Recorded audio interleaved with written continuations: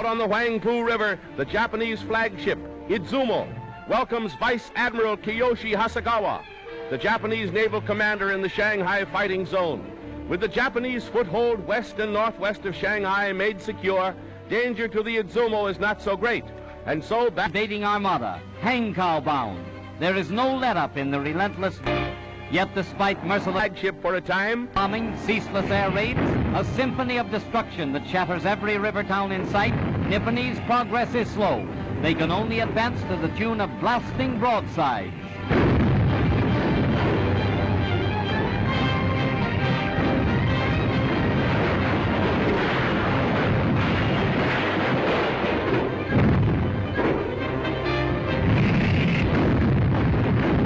Against China's temporary capital.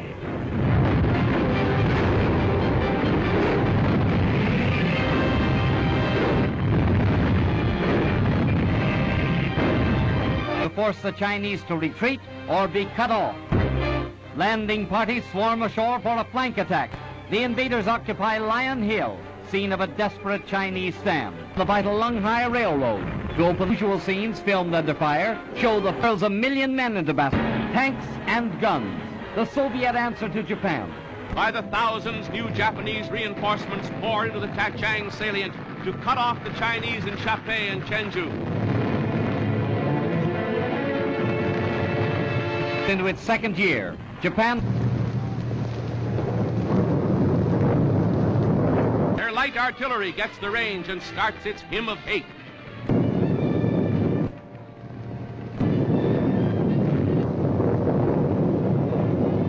The struggle she has yet to win, from which few return.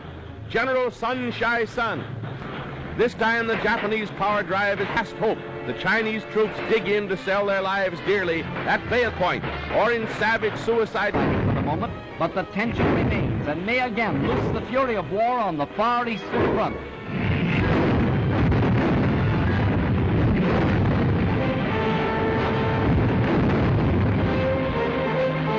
Way for advancing infantry. These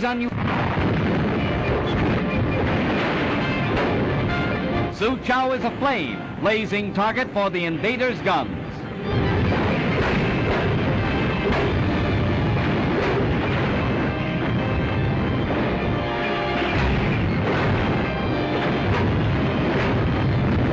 And wide, only ruins and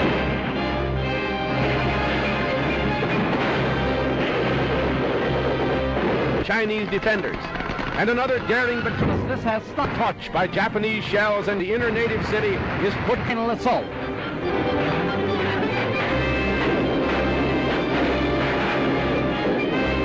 Battering rams irresistible. Japan's steamroller goes ahead. It's a miracle how anybody lived through this.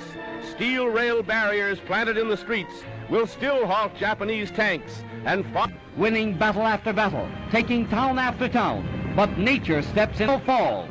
The Japanese vanguard storms the burning city. Fearful of ambush, the Nipponese are set to mop up with a vengeance. But Suzhou, all they find are flaming ruins. Costly to Japan's military machine are such victories as these. Expenditures, $5 million a day. Casualties, but Hankow is still 135 miles away.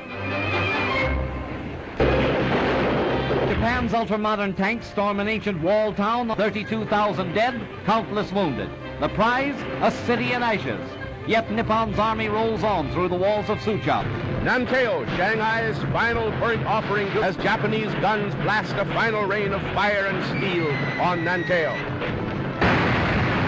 Long drawn-out war in a city's streets nears a raging, furious climax at Shanghai. Here, Japanese bombers have set fire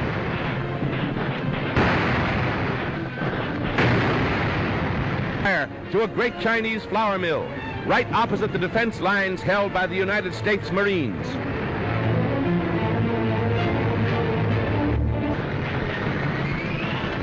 A night of terrible suspense and fear along the Huangpu waterfront and throughout Shanghai. As China's army retires to new positions, determined to fight to the end against the invader, now shouting, "Banzai!"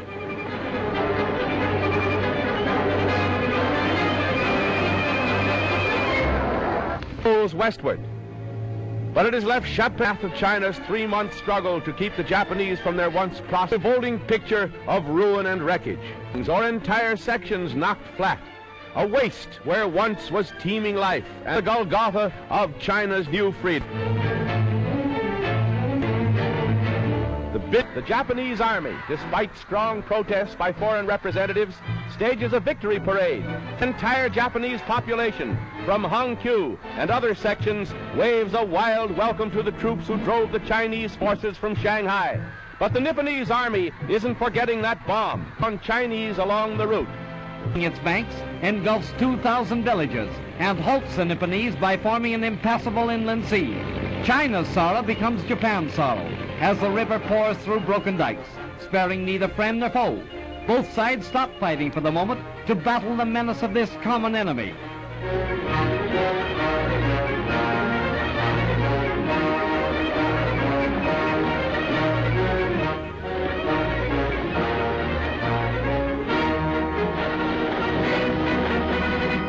The flight from flood begins. 500,000 refugees are driven from their homes by the rising waters.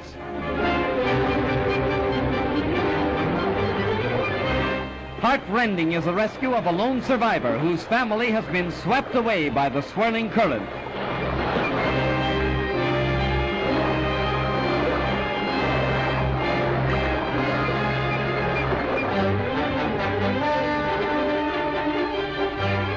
Safe on the good earth again, but they face a greater suffering. They join the vast army of homeless and hungry.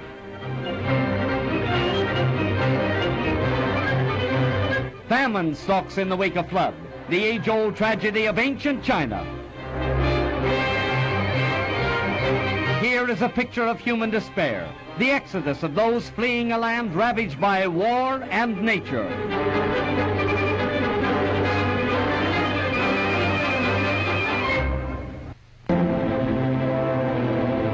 Day after day, the fury of war sends new hordes from corner to corner. The battle lines have swung far from beaten and broken Nantes, seeking safety. War, amid the constant rain of steel, in the momentary chance lulls in the hail of death, the war-shocked population salvages the pitiful remnants of its shattered homes. Death struck even in so-called safe grisly fires throughout the capital, where 300,000 people huddled in fear. That man carries the body even to human wrecks. As their dwellings and possessions go up in smoke behind them, an amazing scene of the misery that modern war brings to mankind. But the battle against starvation is just beginning. Several 100,000 Chinese of all ages here in Shanghai alone face a daily struggle against hunger, a battle for bread that knows no quarter and no armistice, a desperate fight for life.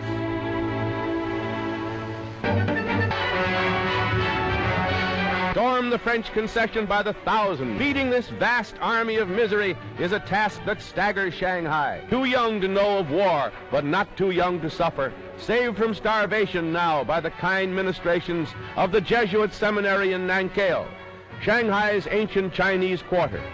Food for the mouths in China.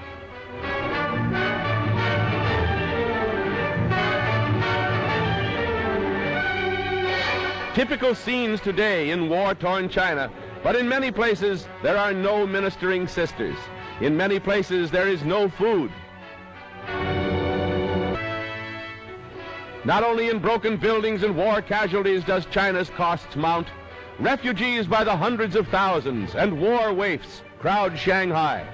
These tots, countless numbers of them, inflamed by the daily air, come trained soldiers and fight against the Japanese.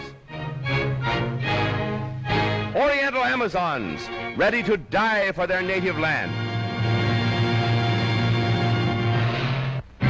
Raid killings in their stricken land, these Chinese girls are learning to operate machine guns in the hope that they too can be. An impressive sidelight of this undeclared war in the Orient is the formation of Amazon regiments of young Chinese girls.